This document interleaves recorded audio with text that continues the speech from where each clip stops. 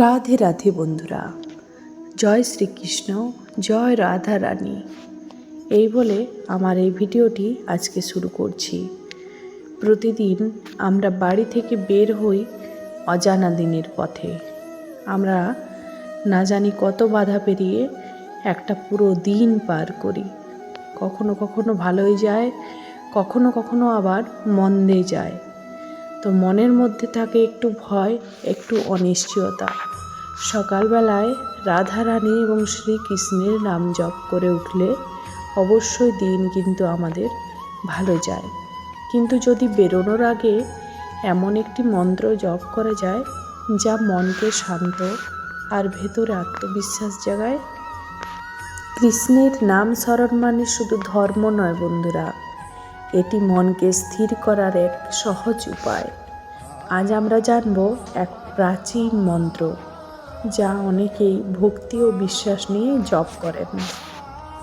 এই মন্ত্রে আমরা কৃষ্ণকে প্রণাম জানাই, যিনি পরমাত্মা, যিনি দুঃখ দূর করার শক্তির প্রতীক।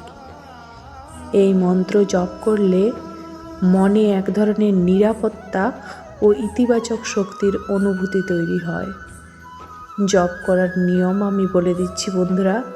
সেই নিয়ম অনুযায়ী তোমরা যদি এই মন্ত্রটি প্রত্যেক দিন 11 বার করে উচ্চারণ করো এবং বাড়ির বাইরে বেরো, তোমাদেরকে কোনো রকমের অশুভ শক্তি, ভয়, দুর্ঘটনা কিচ্ছু ছুঁতে পারবে না। একটি ছোট্ট রুটিন তৈরি করো। দরজার সামনে দাঁড়াও, চোখ বন্ধ করো, মন্ত্র জপ করো, মনে ইতিবাচক চিন্তা আনো। মাত্র কয়েক সেকেন্ড, কিন্তু সারাদিনের মানসিক শক্তি বাড়াতে সাহায্য করবে এটি। তো চলো বন্ধুরা, ভক্তি ভরে রাধারানী জয় শ্রীকৃষ্ণের জয়ের নাম করে আমরা মন্ত্রটি উচ্চারণ করি। শুনে নেওয়া যাক কীভাবে 11 বার এটি উচ্চারণ করব। ঠিকঠাকভাবে তোমরা কিন্তু উচ্চারণ করবে। উচ্চারণের উপর কিন্তু মন্ত্রের কার্যকারিতা নির্ভর করে। তোমরা যেভাবে ঠিকঠাক উচ্চারণ করবে সেভাবে কিন্তু ফল পাবে। প্রথম দিন থেকেই তোমরা কিন্তু পজিটিভ ফল দেখতে পারবে বন্ধুরা।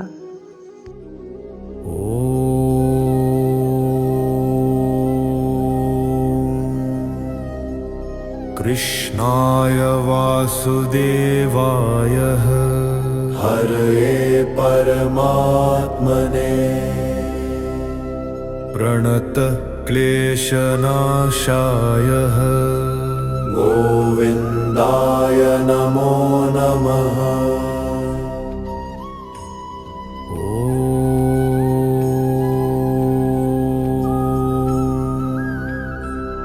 কৃষ্ণায় বাসুদেবায় হরে পরমাত্মনে প্রণত ক্লেশনাশায় গোবিন্দায় নমো নমঃ।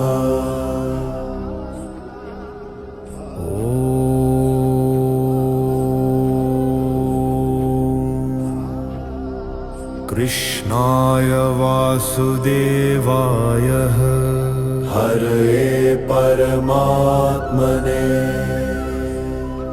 প্রণত ক্লেশনাশায় গোবিন্দায় নমো নমঃ।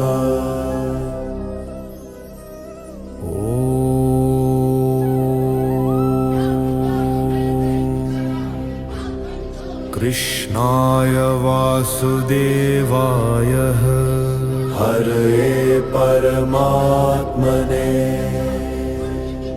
প্রণত ক্লেশনাশায় গোবিন্দায় নমো নমঃ।